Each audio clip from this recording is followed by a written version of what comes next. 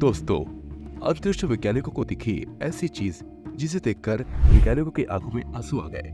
जिस चीज के लिए आप सालों से मेहनत करते हैं, चाहे वो कोई एग्जाम हो या फिर कोई चीज, जब वो आपसे खो जाती है तो आप भावुक हो जाते हैं। ऐसा ही वाकया तब हुआ जब वैज्ञानिक जिस चीज को अंतरिक्ष में ढूंढ रहे थे, वो चीज अचानक से मिल गई।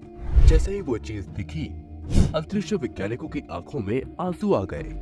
दोस्तों, आप सोच रहे होंगे कि ऐसा वैज्ञानिकों को क्या दिख गया कि उनकी आंखों में आंसू आ गए। जब आप भी इसके बारे में सुनेंगे तो आप भी हैरान हो जाएंगे और अंतरिक्ष वैज्ञानिकों की तारीफ किए बिना नहीं रह पाएंगे। दोस्तों, कि संपूर्ण ब्रह्मांड में केवल पृथ्वी ही एक ऐसा ग्रह है, लेकिन अब वैज्ञानिकों को दूसरा ग्रह भी मिल चुका है। इस ग्रह के बारे में हमें आज जानकारी नहीं मिली, बल्कि सदियों से वैज्ञानिक इसकी खोज कर रहे थे और इसके पीछे लगे हुए थे। साथ ही कुछ वैज्ञानिकों का तो ये भी कहना था कि अंतरिक्ष में पृथ्वी जैसा कोई ग्रह जरूर होगा।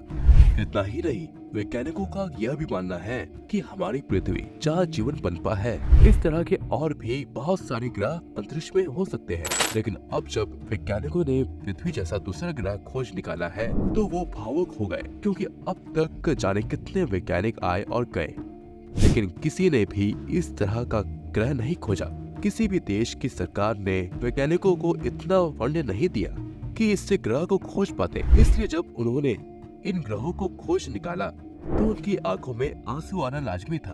तो आइए अब जानते हैं कौन सा है ये ग्रह जो पृथ्वी जैसा है और जहाँ जीवन भी संभव है। सबसे पहले तो आपको ये पता होना चाहिए कि हम जितनी बातें करने वाले हैं, ये सब एक्सोप्लैनेट है, यानी हमारे सोलर सिस्टम से बाहर की दुनिया में रहते हैं। KOI 5715.01 इस प्लेनेट को वैज्ञानिकों ने अर्थ 2.0 भी कहा है। ये लाइफ को सपोर्ट करने की ज्यादातर जरूरत को पूरा कर रहा है।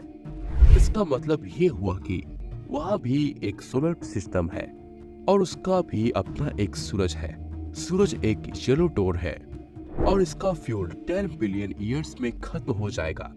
जिस अर्थ 2.0 की हम बात कर रहे हैं, वो कैडवॉर स्टार को फॉलो करता है, जो सूरज के आकार में छोटा भी है और डिम भी, और ये 70 बिलियन साल तक ऐसे ही रहने वाला है।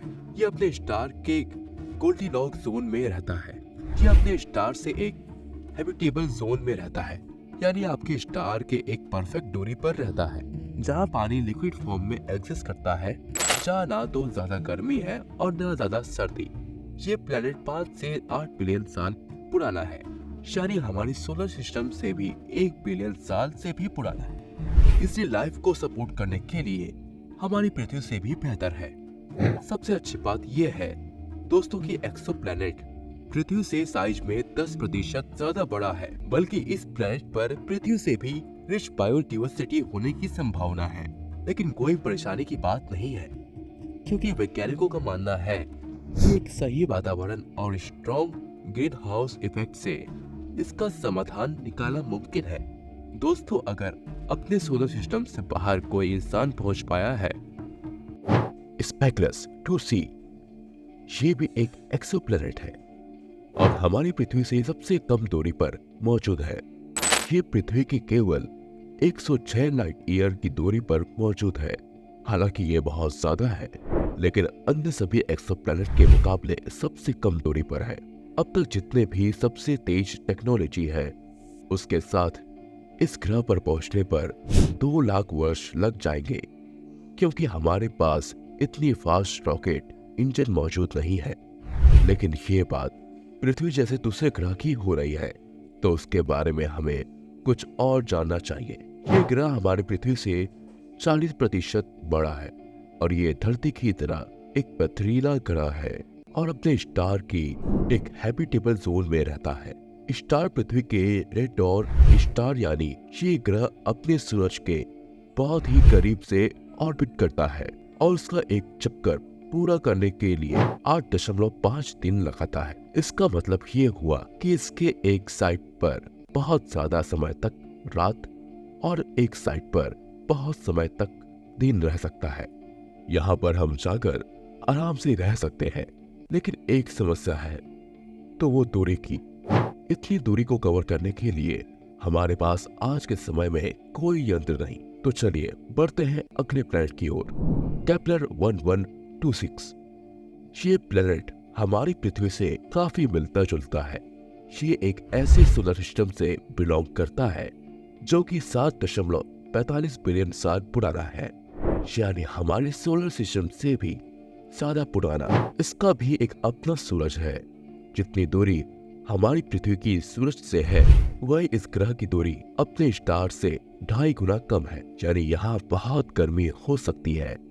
लेकिन इंसान इस जीवन के लिए सही नहीं है, क्योंकि इतनी दूरी के बावजूद दूसरे ग्रह के टेम्परेचर और पृथ्वी के टेम्परेचर में कुछ ज्यादा फर्क नहीं है, क्योंकि ये ग्रह पृथ्वी के मुकाबले ज्यादा ठंडा है।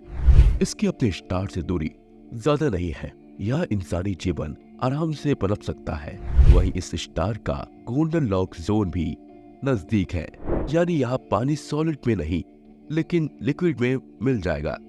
लेकिन ये बताए गए दोनों प्लैनेट से कम सुटेबल है। केपलर 69c ये ग्रह पृथ्वी के करीब 2407 लाइट ईयर की दूरी पर है, यानी बहुत दूर है। लेकिन यहाँ बात उन ग्रहों की हो रही है जहाँ पृथ्वी जैसा इंसानी जीवन मौजूद है, लेकिन अभी 7 बिलियन साल पुराना है। हमारी अर्थ और सोलर सिस्टम से भी पुराना है और हमारी पृथ्वी से 4 गुना बड़ा है, और ये भी हमारी पृथ्वी की तरह रॉकी प्लैनेट है। वैज्ञानिकों का मानना है कि इसके बीच बड़े बड़े डेजर्ट हो सकते हैं, लेकिन यहाँ भी समुद्री किनारे भी काफी होने की संभावना है। ये विस्तार से हैबिटल जोन में है और ये उसी ऑर्बिट में 2 से 42 दिन का समय लगाता है, यानी यहाँ हर एक साल 242 अर्थ डे में पूरा होता है। इस वक्त इसके ऊपर डिबेट भी चलता रहता है कि ये अर्थ की जैसा है या फिर विनस की जैसा। ये बाकी सभी प्लैनेट से भी कम सुटेबल है, लेकिन पूरी तरह से नहीं। यहाँ अभी भी जीवन संभव है। केपलर 452b इस ग्रह को पृथ्वी का कजन कहा जाता है। ये पृथ्वी से 1800 लाइट ईयर्स की दूरी पर मौजूद है और ये स्टार से उतनी दूरी पर चक्कर लगाती है जितनी दूरी पर पृथ्वी लगाती है। पृथ्वी और इस ग्रह में सब कुछ एक जैसा नहीं है, लेकिन यहाँ काफी मिलता जुलता जरूर है। इसका अर्थ ऑर्बिट पीरियड भी काफी मिलता जुलता है। यहाँ पर एक साल 384 अर्थ डे में पूरा होता है। ये भी पृथ्वी की तरह एक रॉकी प्लैनेट है, बस इसकी कमी ये है कि पृथ्वी के मुकाबले ज्यादा एनर्जी रिसीव करता है।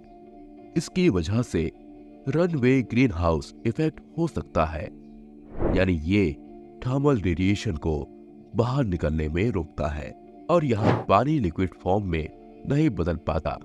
लेकिन वैज्ञानिकों के अनुसार इसका भी समाधान किया जा सकता है, लेकिन पृथ्वी से इस प्लैनेट पर पहुंचने में 30 मिलियन साल लग जाएंगे। अभी हमारे पास रॉकेट टेक्नोलॉजी है कि केवल पृथ्वी पर ही जीवन नहीं है।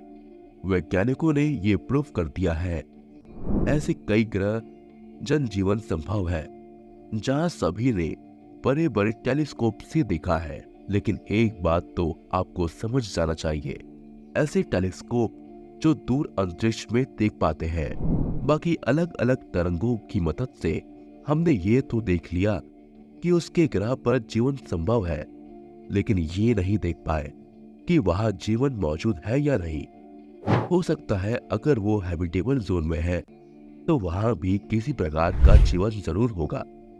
और इन सभी चीजों में पर्दा तभी उठेगा जो लाइट की स्पीड से बराबर तो नहीं, लेकिन लाइट से थोड़ा कम स्पीड की एबिलिटी यानी स्पीड तक हमें पहुंचा दे, ताकि हम ऐसी आर्मी बना ले जो जल्द से जल्द लाइट ईयर पार करके हमें स्पेस में ट्रैवल करने की अपनी गति को बढ़ाना होगा। और यही एक तरीका है इस प्लैनेट तक पहुंचने का। ऐसा करने के लिए बेहतरीन और बहुत ज्यादा इन्वेस्टमेंट चाहिए।